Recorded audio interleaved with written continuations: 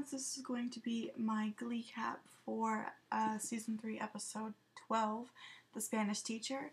A lot of people compare this episode to The Night of Neglect of Season 3, which was the episode with Holly Holiday, and they did like that, I don't know what it was, benefit thing at McKinley, so this is kind of like it, because, I mean, the big episode was Michael, and last season was the big episode, was the original song, and now it's just like, yeah, so, like I always do, I wrote it down, so here we go.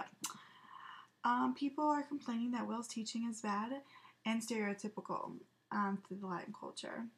The Cucaracha, Taco Tuesday, Willis learns Spanish from David Martinez, aka Ricky Martin, and at night school, and Will sucks. Like, how the hell did he get through all these years? I thought I remembered back in season 1 where he was an actual Spanish teacher. I don't know why they all of a sudden they needed to transition to have Ricky Martin come into the show, or, you know, have a little after school special about stereotyping cultures, but whatever, it's Glee, it doesn't make sense. Sue wants a baby and asks the Glee boys, except for Kurt and Artie, and apparently she asks Will. I don't remember her saying that. Maybe I just was bored and don't really watch that part. Also, Nene Leakes, aka Roz Washington, was brilliant. I love when both her and Santana said, "A baby? Whose vagina?" And Sue's going, that was good, because she got actual offended.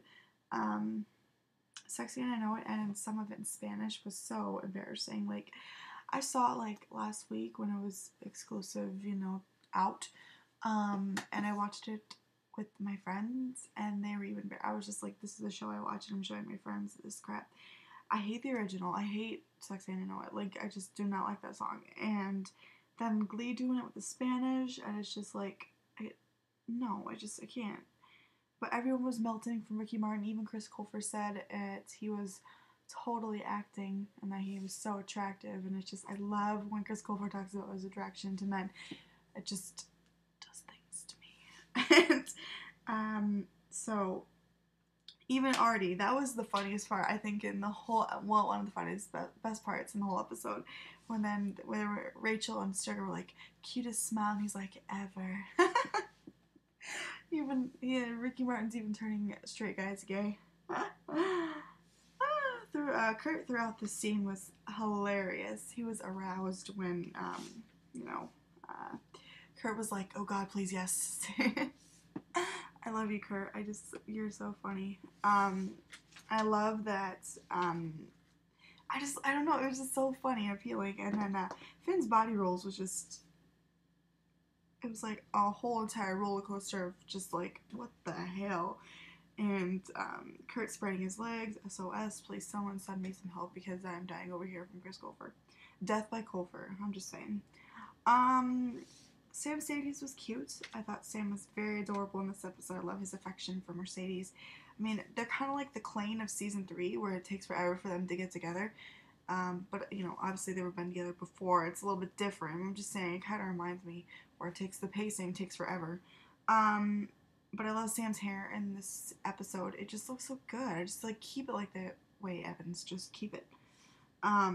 Also, Emma's pamphlets, so you're a two-timing hoe, and so you're dating a two-timing hoe. Her pamphlets, apparently they did good, in the end. They were successful, even though Will doesn't think that.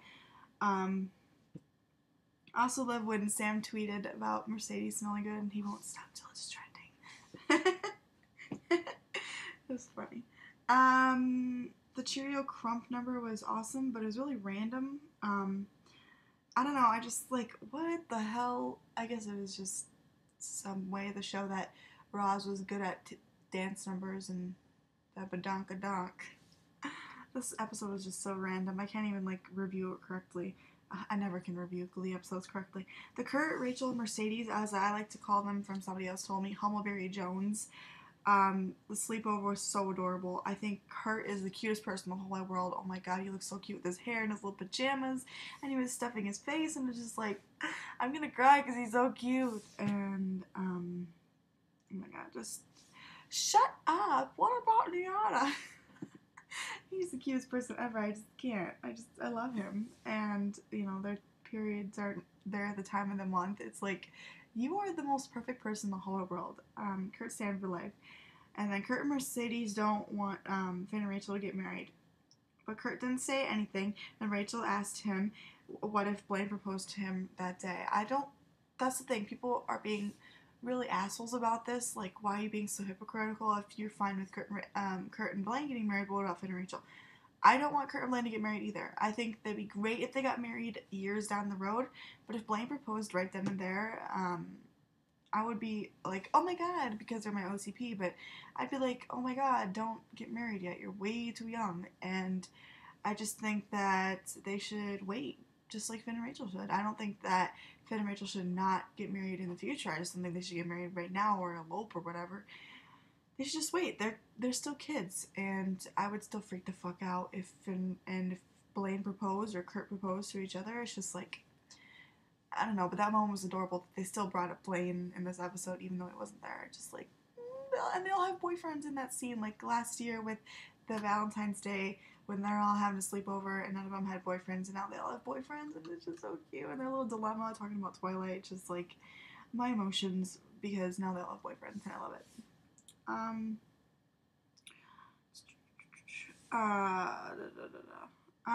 Mercedes solo, actually I don't know what it was called. It's like, don't wanna, I didn't listen to any of the songs on its own without Glee. Like, when First Listen Friday came around, I listened to like Little Less Conversation, and I turned it off halfway through because I was like, what is this shit? And I didn't listen to any of the songs, so I don't know the names of the songs except for Sexy, I didn't know it. I don't know what it's called, except that one that Sam does, but anyways. But it was in half in Spanish. It was really pretty. I loved her look in the scene. I loved her outfit. It was very nice on her, and she just looked really pretty, and the Spanish was so pretty, and she sounded really nice in Spanish, and yeah, it was just cute. The boys are really Sam singing mashup of La Bambaleo, I don't know, / Hero, was kind of cool. I kind of liked that Sam sounded really good in Spanish. Like, Cord did a really good job in Spanish, as well as Amber. It's just like, they did really good. Like, I wouldn't expect Sam to do so good, but he did. And with their boots, but Kurt looked very good with his perfectly coiffed hair, and he looks so good in red and the tight pants, and just like the boots were just, he's like, I'm just in it for the boots. Oh, they're just so cute. He just looks at that jawline. He just looks so good in that scene. Like, just to watch the part, just Kurt's just like, oh my gosh, sexually frustrated. But yeah, Puck was silly with his facial expressions. Desmond throughout this whole episode loved when the duet between Santana and David. I want to say David because I'm thinking of Physico Kidman. David, when he's like looking at the lights. That was me. I'll talk about that in a second, so I'll get to that. And also I just want to say, because this went in the order of the episode, Sue wants to be a mom because she is good with Becky and she was good with Jean. I could see her points, and Emma agrees, but I don't know if she'll be the best mom because she's kind of psycho. But hey, she's good with certain things, not judging people based on who they really are born with. So I like that about Sue. The first scene was perfect. Kurt believes in Finn, and when no one else does, and I just love this brotherly moment. That's my favorite friendship on the show, is the Hudmoles brothers. They're just adorable. And Kurt thinks he shouldn't keep things from him, like, and that he should come talk to him, and that Rachel isn't the only good thing in his life, and going for him. He needs to believe himself. Don't turn into nothing. Don't turn into, Rachel's side person, like just holding her purse, like he said. Finn thinks he's not being real. Finn thinks he's being realistic, but Kurt doesn't want him to give up. His time isn't up. I can't even remember writing. It's just the beginning. Sorry, I wrote this when I was like out of my house, so it was like terribly written. But yeah, don't give up. His time isn't up. It's just the beginning. And I love Kurt's inspirations for Finn, and I think he really took his words to heart, and he really thought about it. Like, he doesn't need to give up so early just because football didn't work out doesn't mean nothing else will work out. So it's a little something to think about, and apparently that they still go through with the wedding plans, unfortunately. Yeah, so Sue thinks that Santana complained to Figgins about her, but in the end, Santana complained about Will being a bad Spanish teacher. And the David Santana duet was the best one of the episode, I think, maybe except for the one with Hero, because I think Sam sounded really good doing that song. I love their voices together, and the Spanish was very good. And I love the colors of the lights. That was like, I think it was the prettiest Glee performance, stage performance they've done, because the lights, I was tripping just like, fuck, I was like staring. The first time I was just like looking at that, I was like, it looks like they're an actual concert. It reminded me of the Lizzie McGuire movie when they were doing that concert. I don't know, it just was awesome. It was just so pretty. Will's littlest conversation was creepy in his Matador costume, and Finn was like, I always mention something about Kurt, but he's like, I thought you were Kurt, you know, why are you dressing up like him? I could see Kurt wearing that, though. But then, like, the strip of their fabric, I was distracted, and I just, like, don't look at his crotch. It's just a hot mess. And Santana calls him out, and he says that he's being stereotypical about the Latin culture, and Will reveals that he only became a Spanish teacher because it was the only job open at the time. But Santana says that her education is important to him and shouldn't be taken as a joke, but he's a really good Glee club teacher. He teaches, you know, that you shouldn't give up on your dreams and to believe yourself, and that's what he's good at. So Will offers the job to David about the Spanish teaching job, so we probably won't ever see him again, but I think that was nice of him, that he really got an actual job, not just being the night school teacher, that he actually got to pursue what he wanted to do. And so I don't know where this leaves Will, because I don't even know if he gets paid to be the Glee Club teacher, so we'll see how that works out. But, and then I just want to mention one more thing, a couple more things, is that Emma, her pamphlets were successful about personal hygiene down south, and and then I love one of my favorite lines is Finn going, lift and scrub. Huh, who knew it was so easy? His face in that scene, I just love Finn. He's so goofy. Also, the Mercedes chooses Shane instead of Sam. They actually wait an actual week, and I thought that was cute, where they wait for the actual moment where it's been a week, and they go talk to each other, and then Shane interrupts, and she ends up walking off with him. No, my heart breaks for Sam. So, yeah, the promo. I gotta talk about the promo. Oh crap, I didn't write that down. But basically, it's Finn and Rachel tell everyone they're gonna get married, and everybody's like, "Oh hell no!" And they're gonna do Love Shack, which, okay, Kurt, when he did that tin roof rusted. Oh my god, I was sitting on my bed and I just fell backwards, and I was like, oh my god, because Kurt is just so fucking attractive. Okay. And he gets a secret admirer from a Gorillagram, pour moi, and everyone thinks it's gonna be Blaine. I always want to talk about this, but because now it's kind of, I don't do my spoiler videos anymore, so I guess it's kind of relevant. I can talk about spoilers now. But basically, I want it to be Blaine. A part of me wants it to be Blaine, and that ends up being the admirer, and that he reveals himself at the dance, or the sugar. Because you can see in the background of the promo, it says Sugar Shack, so maybe she has like a party Sugar has a party at her house, and they perform Love Shack. But I think that's when, because Blaine's supposed to be in the end of the episode at the dance or whatever, so maybe she, or maybe not Santana, Sugar pays for the dance or something, I don't know.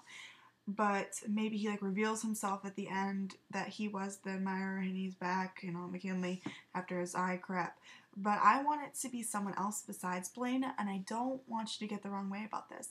I want others to see how great Kurt is. I want others people to admire Kurt and to have this romantic, beautiful love note saying, you know, I admire you, you're beautiful, and all this stuff. And I want it to be Blaine because we never really heard him say that Kurt was beautiful, or that he said he loves him again or admires him in that way, that he's the only one. But I would love it to be someone besides Blaine, just to see someone else who admire Kurt, and not just me and all our Kurt stands, to see how beautiful Kurt really is. And I want people to see that Kurt is a beautiful human being.